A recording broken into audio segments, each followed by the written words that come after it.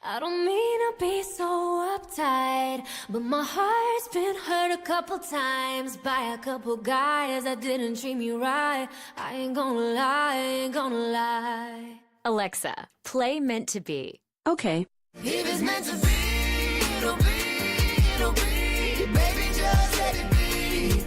If it's meant to be, it'll be. With Amazon Music, a voice is all you need. Get access to over 50 million songs. Download the Amazon Music app today.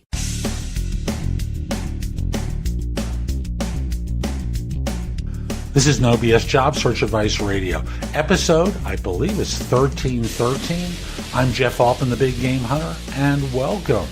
Now, if I'm wrong about the number of the show, I'll correct it tomorrow.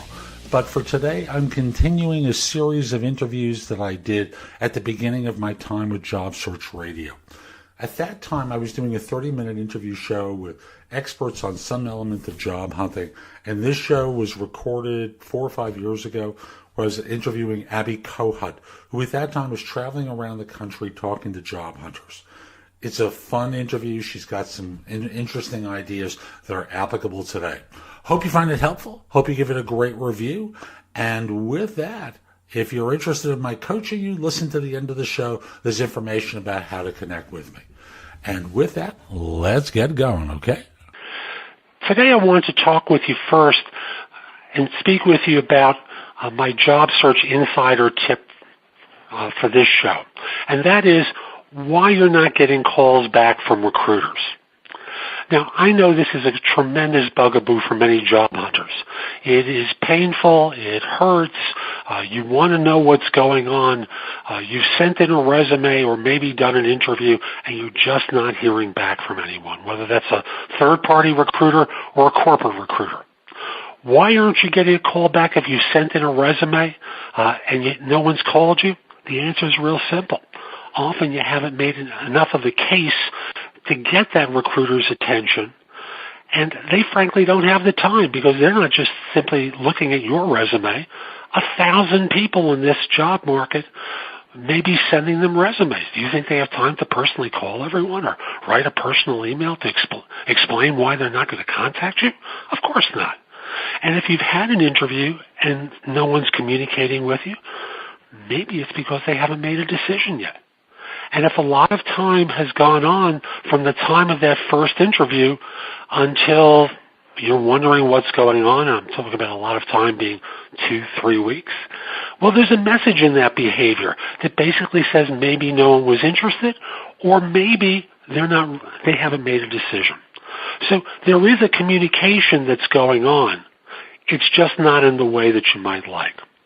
So that's my tip for this week. I want to introduce my guest for this show, and that's Abby Kohut, who's known on the web as Absolutely Abby, and is the president of Staffing Symphony and the author of Absolutely Abby's 101 Job Search Secrets. Over the past 18 years, Abby has held positions as Senior Director of Recruiting for Kaplan, Interim Director of Recruiting for Continuum Health Partners, and Manager of Global Recruiting for Alpharma. I hope I pronounced that correctly. Her website, AbsolutelyAbby.com, was selected as one of the top 100 websites for your career by Forbes in 2013. And since 2010, she's been on a mission to help 1 million job seekers, and that's no joke. She's out there to try and help 1 million job seekers and is currently driving around the U.S. on a nationwide tour to accomplish that goal, which you can learn about from AbbyAcrossAmerica.com. Abby, welcome to Job Search Radio. I'm thrilled to have you on board. Thank you, Jeff. It's great to be here. So I know you've got two personalities here. The official one, which is corporate recruiter Abby, and then there's the Absolutely Abby one, which is, the honest one, the one that's completely open and provides people with the best advice. So I first want to pose a question of you from the corporate perspective, and then we're going to go to the Absolutely Abby perspective. All right. And the question is, so I'm applying for a job with your company, and I send you a resume. Is that really the best way for me to apply for a position with your firm? Oh, absolutely. This is the official one. Yes, this is the official one. So absolutely, that's exactly what I want you to do. So in the ad, I'm going to either give you an email address or I'm going to give you my company website, and I want you to follow the directions in the ad, and I want you to just send in the resume as I am requiring. I don't want you to do anything else. I want you to be in my little box so I can find you. Wonderful. Now let's put aside the corporate one and let's go to Absolutely Abby. Is that the best way for someone to apply? Absolutely not, unfortunately. The best way to apply these days is you certainly can do those things. You can send in the resume via email or the website, but in addition, you're going to want to network your way into the company using social media and or networking contacts that you've met. That's really the best way to get your resume into the company at this point. Another best way is to use mail or the fax because no one else is doing it, and those things will help you stand out. Fascinating, because I know from my dealings with corporate recruiters, they want that box filled up perfectly. Square peg for square hole. You provide compliant behavior. That's what they think they want, and that's not the way the best people are being hired these days. Absolutely not. So you're trying to get connected with the hiring manager, and you mentioned social media. Are there particular techniques for finding who that person is? Because, if I said, for example, I'm a developer, a Java developer, for example, or an accountant, and I'm trying to get hired by one of your previous employers. Well, there's a lot of potential hiring managers who might be involved with hiring someone like that. How do I find the specific one? Well, you can't be absolutely sure that you have the specific one, but you can at least get into the company and take a best guess. And you use sites like LinkedIn, for example, to find the hiring manager by plugging in the name of the company and then just searching among the titles of the people on LinkedIn to determine who you think might be the hiring manager. If the company is very large, like Microsoft, for example, it's going to be virtually impossible to figure that out.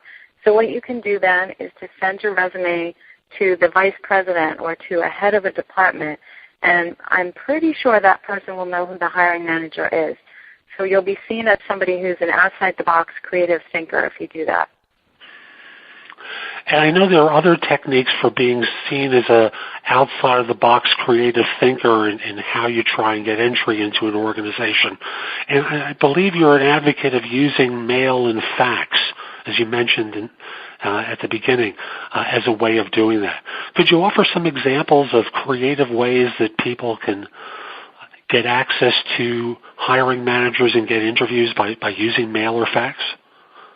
Okay, well, with the fax, it's just about faxing. There's really nothing creative that you need to do except fax it. But when we're talking about the mail, there are people that will send in, let's say, a presentation slide deck, and you can go get that printed at Kinko's or FedEx, Kinko's, and nice in color, and you can put that in the mail and send somebody I guess I call it proof of what you can do.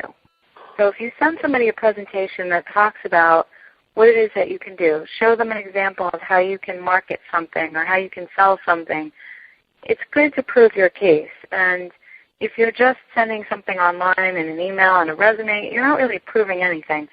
So you can send things in the mail like that. And the other thing you can do is send sort of a gadget or a gizmo like a shoe and say, I'm just trying to get my foot in the door. And I have a variety of examples of people that have done things just like that to get a job. When you use the shoe example, I want to use one of those corny music things like wah, wah, wah, wah, because it really sounds very corny. It does, but see, the thing is, if it gets into the right hands, the person is going to think, wow, this is really creative. This is an outside-the-box thinker. They didn't just do what everybody else does. And it makes them believe that you are someone who can do that on the job as well. And I know the idea is to do something that causes you to stand out from others who are following the conventional way of applying through the system for a position. And where someone can do things that will stand out without crossing a line, it's a wonderful technique for getting your foot in the door with an organization. It's true, but I will tell you this. There is a little bit of a risk when you do something like this, because I would say that 50% of the people that you send something like this to, they're probably not going to appreciate it. And they're probably going to throw it right out, and your chances are going to go away.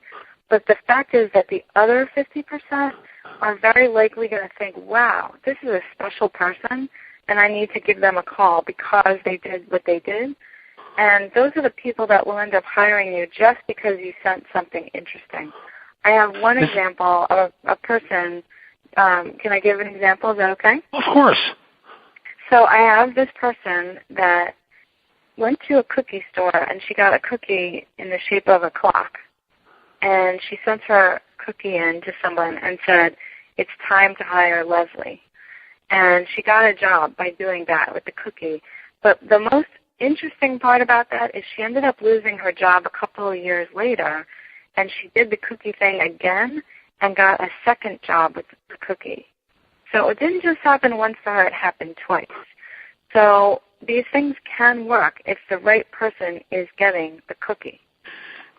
Does this only work in creative positions, or can it work in relatively dry positions as well, like the standard accountant? That's a great question, and in this particular case, this person was an administrative assistant. I know someone else who did it for Moody's Investor Service, which is a financial services, blue suit, white shirt company, and I actually helped him with this several years ago. He sent an egg timer in and said, if you give me this much time, I'll prove to you that I can be the best financial analyst you've ever had. And by the way, he never had any financial analysis work experience, and he still got hired because they saw his creativity.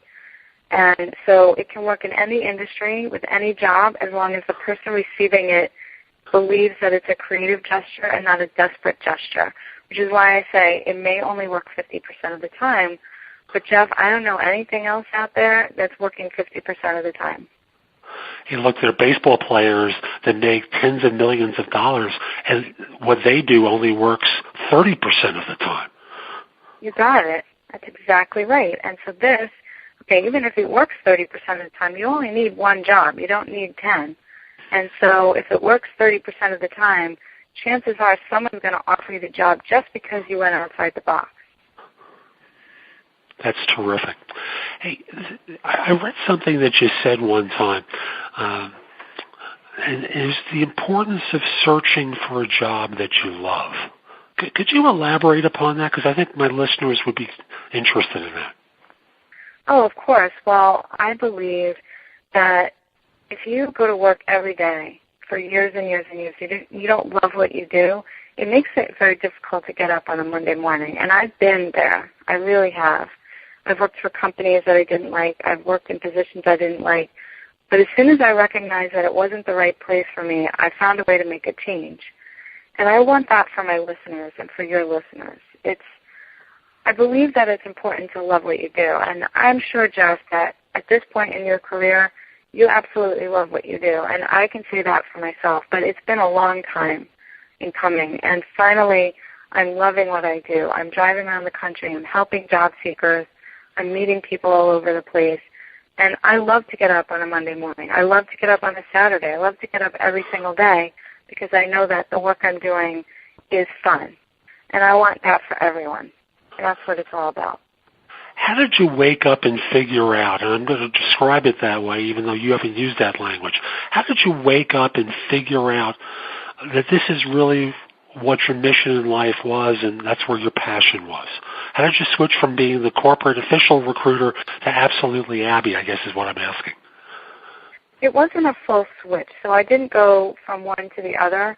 I actually did both for about 3 years, I would say. And so I was working for corporate and I was also speaking during evenings and weekends. And it wasn't until a year ago that I decided to drive around the country to do it full time. And I still do recruiting on the side, so it's not a full switch. But the way I decided it is because I would get so frustrated by people that would come in for interviews and make little mistakes that I felt that they could improve on. I felt that if I could teach them how to correct these little mistakes, they could get a job. And I also felt that most recruiters don't give people the absolute truth. Now, I see that you do, and that's why you and I have become fast friends. But there are many recruiters that don't do that, and so people are suffering unnecessarily because there are these little things that if a recruiter would say to them, next time say it this way or don't say it that way, people would improve and people would get jobs much quicker. And so I decided that I had to do that for people, and that's why I became Absolutely Abby, to tell the absolute truth. We think alike in this way, and that's why I do a lot of the things that I do to help folks. It's nice to see someone else doing it as well. What are some of the mistakes that you see people making in their job search that's keeping them from getting hired? Well, the biggest one is the people that are sitting at home trying to just apply online. They're not going out. They're not meeting people. They're not networking, and that's certainly a mistake. People make mistakes on their resume. People make mistakes in their interview. Let's see. Someone once came in to an interview, and they took a phone call in the middle of the interview. And the funny part was, it wasn't really funny, but the person's father was in the hospital. And the reason they took the call was because they were worried about their father in the hospital. And had I known that, if the person had said to me before the interview, my father's in the hospital, I may have to take a call, I would have said, oh my goodness, of course. Recruiters are human, and they really do, they're really nice people, as you know, Jeff. And so, and I know how few people really know that about our profession. I know, I don't think they believe that. But the fact is, if someone said to you in the middle of an interview, I might have to take a call for my father, of course, I would be perfectly fine with that. I would have said, oh, would you like a private room? I mean, but the person didn't say that, and so it was so rude. And I found out later from the person the headhunter who had sent the recruiter, the candidate to me, that that's what it was about. And it's things like this. You have to really think about your actions during interviews and how they're being perceived. You know, the impact of doing something like this can be so striking. All it really takes is being aware of the person on the other side of the desk and how they might respond to something. I have one client who becomes furious if it's not that someone's late. It's that they don't acknowledge being late and provide them with the simple courtesy of saying, I'm sorry, I was late. There was some traffic I didn't anticipate. I did leave with enough time, matter of fact, more than enough time. So I just want to apologize for being late. The absence of that acknowledgement just infuriates a number of my clients. And you can say what you will later on, and they're just never going to get hired. Totally makes perfect sense what you're saying, and it's true. When someone's late, all I care about is that they, number one, apologize, and number two, that they act like they're sorry, really sorry. Like, I'd like to see them sweat a little. You know what I mean? Because if they act like, oh my goodness, this would never happen normally, I'm so embarrassed, that's the kind of person I want to hire. I want that to be the case. If you come to work late, I want you to be embarrassed and mortified and all that. That's what I want as corporate Abby. So it's act really apologetic, and definitely say, I left 3 hours to get there. It took me 4. Say things like that. I hear you. Let me pose an extreme situation for you, and I'm going to first do the corporate one. And I ask you for the corporate response and then the Abby response, which I don't think are going to be radically different. So let's say someone was fired or they committed a crime that caused them to be terminated. Are they doomed at that point? Do they have no chance of finding a position? Okay, so as the corporate Abby, I would say they definitely, I actually say for both, corporate and absolutely Abby, that you're not doomed. What's important to you, is going to be how you can answer interview questions. So what we worry about is, will you ever do this thing again, whatever it was? How long ago was it? Does it relate to the job that we have? So, for example, I've done a lot of work in pharmaceutical sales recruiting, and in those cases, if you've had a DUI, you're probably not going to get hired because it's too risky to give you a company car.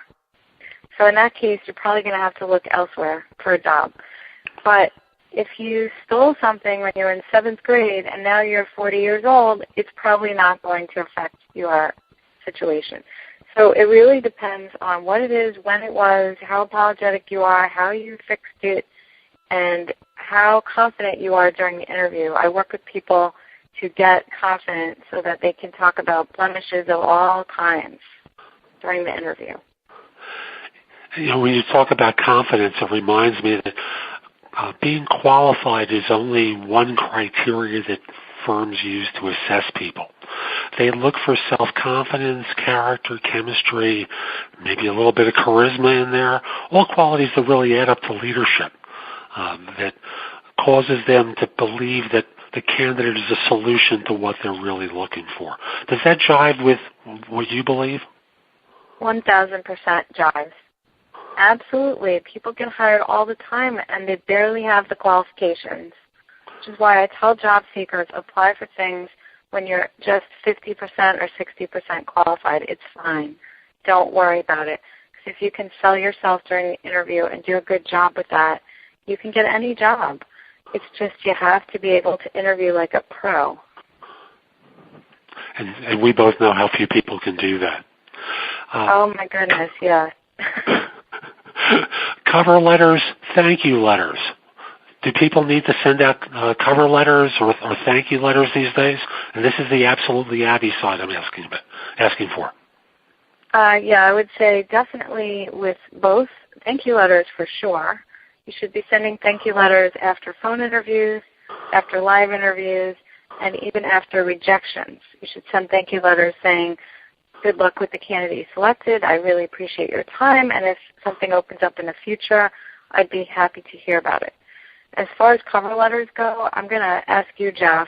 I've heard that headhunters don't read cover letters, but I can absolutely tell you that as a corporate recruiter, I did read cover letters, and what I used them for is to determine how creative a person was, how their writing skills were, and whether the person actually put the name of the company in there and personalized the letter, or did it just go to Dear Sir, Madam, and was it generic?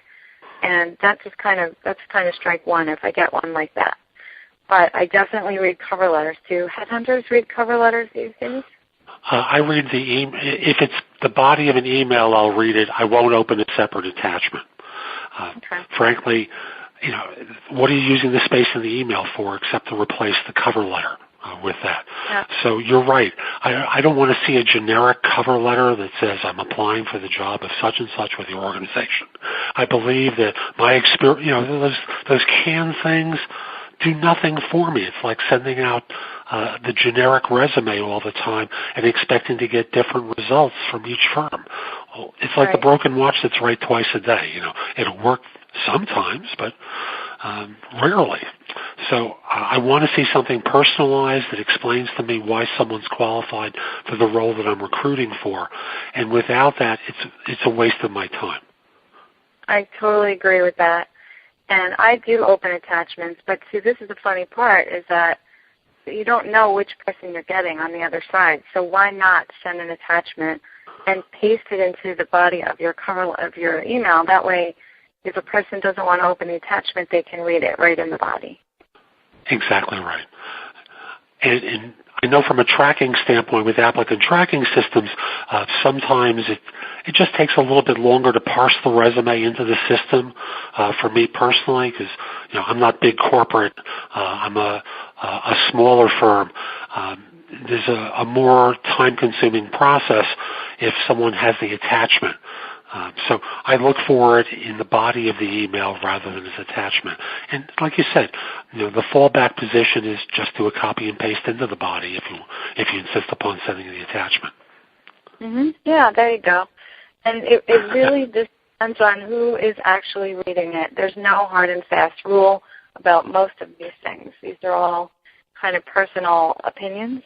And so that's what makes it so difficult for job seekers, because some recruiters will say, I don't read cover letters. So then you assume you shouldn't send one, but then you talk to someone that says they do, and they want an attachment. And then you talk to someone who doesn't, and they don't want an attachment. So there's no way to really know what is perfect for everyone, so you just have to go with what seems best for you. Let me ask one more question of you. How important is it to be truthful on a resume? Oh my, it is vital. And the reason is that in HR, we do background checks. And this may not have happened to you 10 years ago, but it is going to happen to you now. Almost every company is using background check companies. So if you lie on your resume about anything and we catch it, your offer is going to go out the window. So you can't lie about salary, you can't lie about dates, you can't lie about titles. All the things that people have lied about in the past, they're all being discovered now. And even people that get jobs and then someone discovers it after you've been hired, people are being fired for things like this. So you have to be honest about everything, everything. I've had experiences with people I've cautioned about being honest on their applications. The firms were going to do copious background checks. They insisted upon lying and then get greeted on a Friday afternoon by security with a box of their possessions, in it, and being escorted out the door. It's a horrible circumstance to go through. So Yep. You and I agree wholeheartedly about that. Mm-hmm. Abby, how can people find out about some of your work and some of your information and about the tour? Okay, well, the best way to find out about me is to go to a website that I set up for all of you. It's called meetabby.com. So it's meetabby.com. And on that site, if you give me your email address, I'll send you a copy of a teleseminar that I did called Interviewing Ingenuity. And it steps you through the interview process from phone interviews all the way to thank you letters, the whole interview process. And people love this one, so that's why I decided I got to give it away, because everyone needs to learn this information, and I really want you to have it. So go to meetabby.com and plug in your email address. I'll send you the teleseminar, and that's how you and I can stay in touch. That's terrific. And about the tour, if people want to know where you're going to be at a particular time, how can they find out about that? You can go to Abby Across America. That's where the tour information is being housed right now. And I am driving around the country all over the place. So if you don't see me coming to your particular city, definitely send me an email and let me know. There's a contact form on that site, and I would love to connect with you and eventually get to your city. Abby, thank you. I really appreciate you making time. So that's today's show. I hope you found it helpful. And if you did, here are a few ways to get even more from me. First of all, visit my website, www.thebiggamehunter.us. I have several thousand blog posts there that you can watch, listen to, or read to help you find your next job. If you want the best of my advice, join JobSearchCoachingHQ.com, where I've curated my information with a focus on interviewing. If you have a few questions, contact me through the Magnify app for iOS. That's Magnify with an I at the end, or PrestoExperts.com, where you can call me.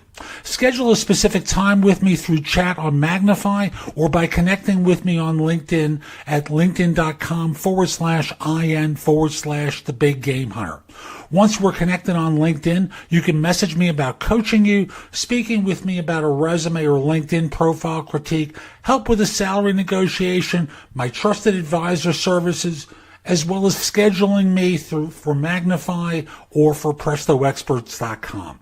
Like you, I don't work for free. You can also take my classes on Skillshare and become a premium member using the link in the show notes and receive 2 months for free instead of just the one that the site offers. Skillshare offers thousands of courses, not just simply mine. It is a great resource in a variety of different areas. Subscribe to my other podcast, which is called Job Search Radio. This one is #1 in Apple Podcasts. Job Search Radio is #2. Subscribe to both. You will get great information 7 days a week from this show, 6 days a week from the other. Lastly, I want to encourage you to join my group on Facebook called Career Angles. It's free to the first 500 people who join and is focused on helping you do better at work. Information is shared daily, and we're building a supportive group there to provide advice and counsel during difficult times. Again, the group on Facebook is called Career Angles. I'll be back tomorrow with more. In the meantime, have a great day. Be great!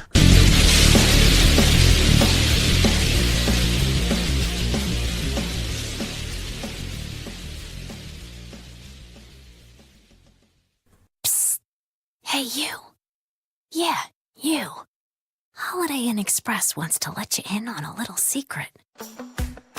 There's still time to get at least 20% off at holidayinexpress.com during our annual sale.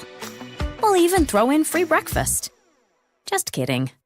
Breakfast is always included in your stay at Holiday Inn Express.